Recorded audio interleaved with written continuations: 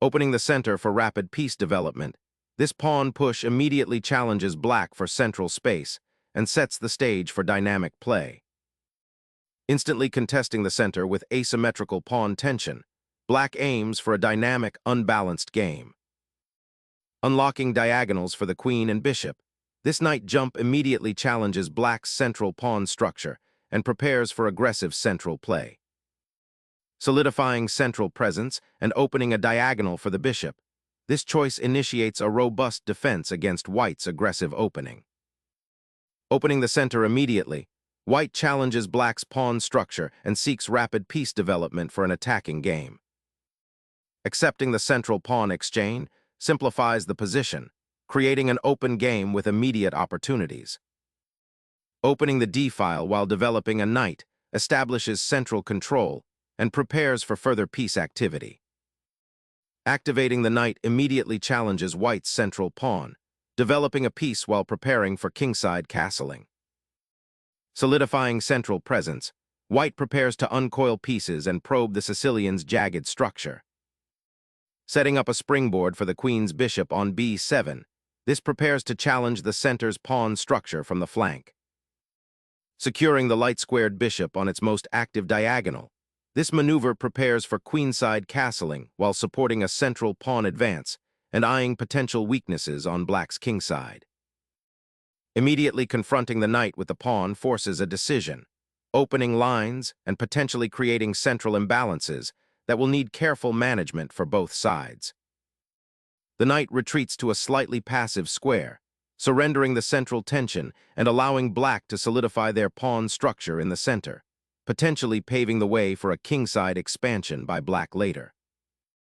By placing the bishop on e6, black solidifies control of the d5 square and prepares to contest the central files, aiming for a more balanced pawn structure and eventual kingside castling. Securing the monarch is paramount.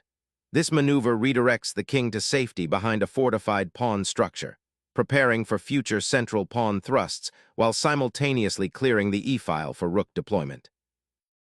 Developing the knight to d7 prepares to support the central pawn push d5 and also brings a piece closer to the queenside, potentially contesting white's control of the d4 square and offering flexibility for a later maneuver like nc5.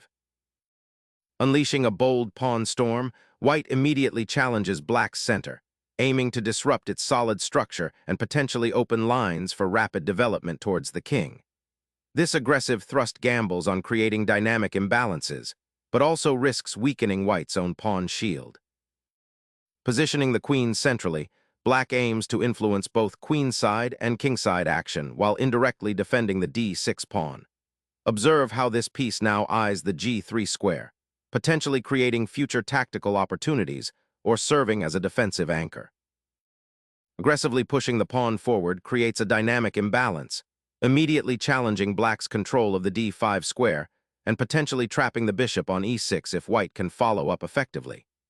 This move forces black to react, either by solidifying their pawn structure or by seeking counterplay, and signals white's intent to seize the initiative and restrict black's piece development. Challenging white's central control, black reroutes their bishop, aiming to disrupt the harmony of white's pieces and perhaps prepare for a queenside expansion. The bishop's new diagonal exerts immediate pressure and creates potential for tactical skirmishes. This tempo-gaining maneuver, 11, a4, aims to disrupt black's active bishop on c4 by forcing it to relocate, while simultaneously reinforcing the queenside pawn structure and potentially preparing for a queenside expansion with b4. Developing the bishop to the edge of the board often signifies a slight repositioning for better defensive coverage. In this instance, reinforcing the king's side and preparing to potentially challenge white's central control. Focusing the bishop's gaze towards the queenside opens up a critical diagonal for potential future queenside operations, while simultaneously reinforcing the pawn chain structure and preparing for a potential kingside advance. Black finally tucks the monarch away, an understandable desire after white's aggressive pawn push and the looming presence of the bishop on c4. This castling action brings the rook into play, potentially connecting the rooks for future coordinated efforts along the open files that might arise. It also aims to free the e-pawn, perhaps for a later advance to challenge white's pawn center. However, it's worth noting that the king is now positioned on the queen side, a flank where white's pawn majority is poised to advance. This creates an interesting imbalance, potentially leading to a race on opposite wings.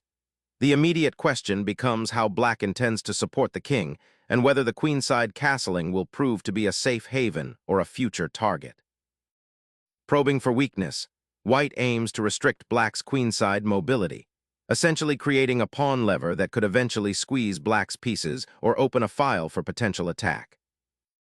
Initiating a counterthrust on the queen side, b5 aims to challenge white's queenside space advantage and potentially open lines for black's pieces, while also creating a safe haven for the queen on b7 and preventing immediate pawn breaks like c4 by white. Opening the file for a potential rook invasion now poses a direct threat to black's isolated queenside pawns, creating a significant structural imbalance that white can exploit. Reclaiming the outpost on b6 significantly bolsters black's central influence and prepares for potential pawn pushes on the queen side, directly challenging white's pawn chain.